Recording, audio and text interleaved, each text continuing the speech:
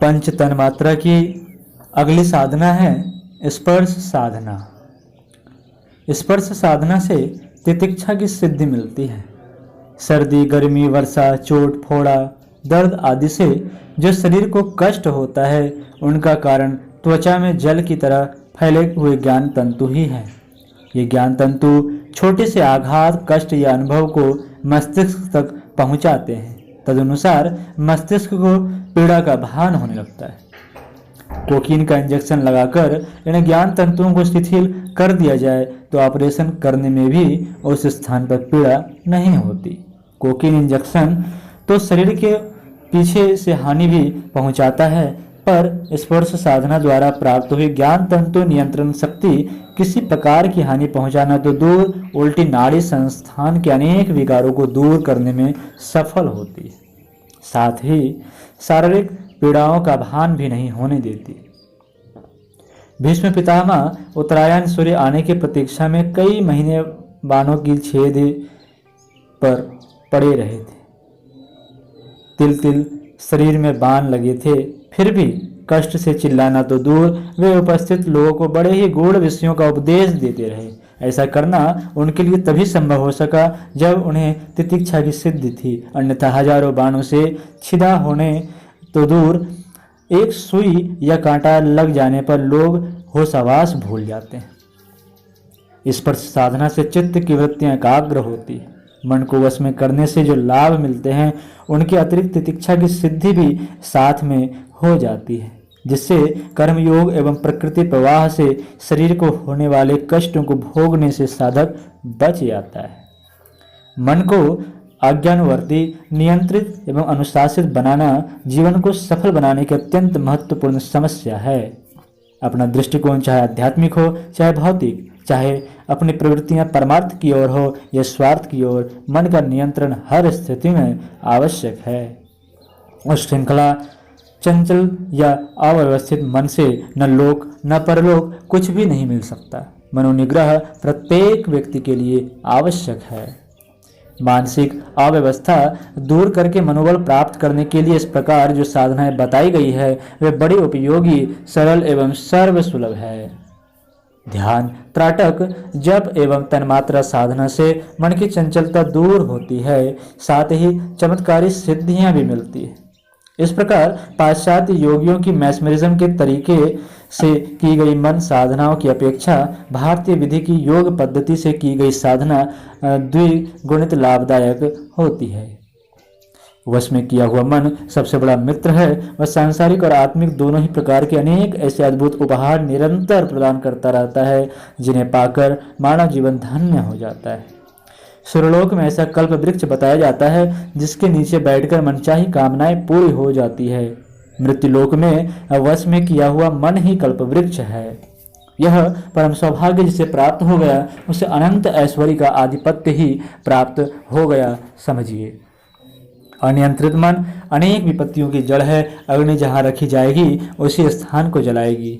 जिस देह में असंयत मन रहेगा उसमें नित नई विपत्तियां, कठिनाइयां, आपदाएं और बुराइयां बरसती रहेंगी। इसलिए अध्यात्म विद्या के विद्वानों ने मन को वश में करने की साधना को बहुत ही महत्वपूर्ण माना है। गायत्री का तृतीय मुख मनोमय कोश है। इस कोश को सुव्यवस्थित कर लेना मानो तीसरे बंधन को खोल लेना है, आत्मोन्नति की तीसरी कक्षा पार कर लेना है। स्पर्श योग के साधक को चाहिए कि वह साधना के कमरे में एक तख्त पर अच्छा कोमल गद्दा लगा ले और दूसरे तख्त को नंगा रहने दे। पहले कोमल गद्दे पर एकांत में चित्त लेटा रहे, सारे ध्यान को गद्दे के स्पर्श पर एकत्र कर दे। चाहे तो किसी भी मंत्र का जप कर सकता है। बिना हिले गद्दे पर उतनी देर पड़ा रहे जितनी देर में शरीर करवट बदलने के लिए आकुल हो उठे। उस समय गद्दे का स्पर्श अप्रिय प्रतीत होगा। वहां से उठकर तख्ते पर जाकर लेटे रहें और संकल्प के द्वारा अनुभव करने का प्रयत्न करें कि तख्ते का स्पर्श भी गद्दे के समान कोमल है। तख्ते से थकने पर पुनः गद्दे पर आ जाना चाहिए और इसमें तख्ते की कठोरता की भावना करनी चाहिए। धीरे धीरे इस अभ्यास को बढ़ाना चाहिए। थोड़े दिनों में अभ्यास हो जाने पर गद्दे और तख्ते के स्पर्श का अनुभव इच्छानुसार विनियमित हो जाया करेगा। जब ऐसा ही हो जाए तो गद्दे के ऊपर अच्छी धुनी हुई रुई या पुष्प बिछा लो और तख्ते को हटाकर पृथ्वी पर छोटी छोटी कंकड़ियां डाल दो। पूर्वोक्त रीति से दोनों में एक दूसरे के स्पर्श का अनुभव करने का प्रयत्न करो। इसका परिणाम यह होगा कि साधक के लिए पुष्पों पर या कांटों पर शयन करना सामान हो जाएगा। स्पर्श योग के साधक को फाल्गुन के महीने से केवल कौपीन धारण कर लेना चाहिए। दूसरा कोई वस्त्र न रखें। वृक्षों के नीचे ही दिन रात्रि रहें। गर्मी में धूप और वर्षा में जल को सहन करें। ऐसा करने से जाड़े में शीत का भी सहन हो जाएगा। रहने के लिए गुफा, कुटी व छप्पर कुछ न बनाएं। शरीर में तेल न लगाएं, केस कटाए नहीं, मिट्टी मलकर स्वच्छ कर लिया करें। स्पर्श योग का साधना तपस्या है। शीतोष्ण एवं मृदु कठिन सब प्रकार के विषय स्पर्शों को बदलते हुए त्वक पर विजय प्राप्त करनी है। निरंतर अभ्यास से जब त्वगेंद्रिया पर विजय हो जाएगी तो कोई भी स्पर्श ज्ञात न होगा। इच्छा करने पर शीत भी उष्ण एवं उष्ण भी शीत का अनुभव देगा। इस तितिक्षा और भावना के फलस्वरूप अद्भुत एवं दिव्य स्पर्शों की जागृति होगी। अकस्मात शुक्र स्पर्शों का अनुभव होने लगेगा।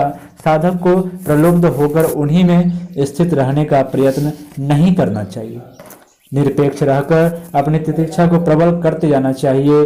फलतः मन की शक्ति छिन्न हो जाएगी और साधक को अंतः स्पर्श प्राप्त होगा। यहाँ वह परमानंद का अनुभव करेगा।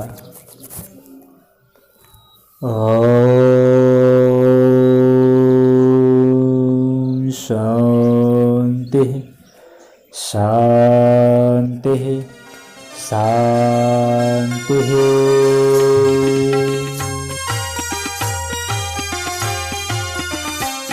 चलो गुरुदेव के सपने सजाने की शपथ ले ली। चलो गुरुदेव के सपने सजाने की